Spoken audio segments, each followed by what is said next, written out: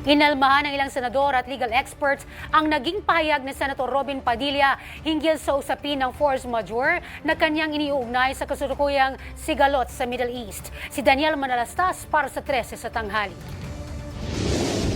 Trending ngayon ang komentong ito ni Senator Robin Padilla sa kanyang Facebook account. Sa harap ng mainit na usapin sa panukalang amyendahan ang Senate Rules para mapayagan ng online na pagdalo ng isang senador sa sesyon ng Senado. Ang tanong ni Padilla, hindi pa raw ba matatawag na force majeure ang digmaan sa gitnang silangan na nagre-resulta raw ng terorismo sa iba't ibang parte ng mundo at ng alegasyon niyang napipintong pagkakadawit ng Pilipinas sa China-Taiwan conflict. Sa dictionary, ang ibig sabihin ng force majeure ay irresistible force o isang nangyayari na hindi inaasahan at hindi kontrolado. Paliwanag pa ng isang legal expert. Halimbawa, kunyari ay nagkalindol o kaya bumaha ng sobra, 'di ba? Malakas yung ulan or halimbawa pumutok yung bulkan and you are not actually able to go to the Senate, then you can actually be allowed to participate through Zoom. Walang ganon. Wala tayo sa estado na ganon, sir. Wala naman tayo sa estado na gano'n. Nauna na ring iginiita ilang senador sa minorya ang pagtutol sa teleconferencing sa panahon ngayon. Usually, teleconference, ginagawa na kung may pandemya. Wala namang pandemya ngayon. Walang national emergency. Walang force majeure. Kaya naman sabi ni Atty. Chico, sa ibang paraan na lang sana ipinaliwanag ni Padilla ang gusto niyang sabihin.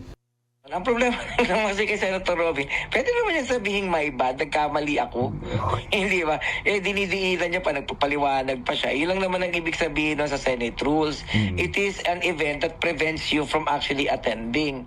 May tila pabirong hirit naman si Senator Ping Lacson sa kanyang X account matapos magkomento sa litanya ni Padilla. Sabi ni Lacson, hindi ito force majeure. Ito ay itinatawag na unforced error. At kung pipilitin daw ng mayorya, ang gusto nila na payagan ang pagdalo sa sesyon online ay posibleng umakyat ang minorya sa Korte Suprema. Binara rin ni Senator Risa Hontiveros ang komento ni Padilla tungkol sa force majeure. Sabi ng senadora, ang giyera sa Middle East ay nangyayari sa mga mamamayan doon at ang epekto ng oil crisis, ito raw ang dapat na maging dahilan para dumalo sila ng pisikal sa trabaho sa Senado. Nag-post naman ng larawan si Senator Erwin Tulfo sa social media ng isang construction worker na tinawag niyang boss ng lahat ng nasa gobyerno. Araw-araw pumapasok at nakabilad daw sa arawan habang ilan daw sa kanilang mga kasamahan gustong online magtrabaho. Ito raw ay nakakahiya.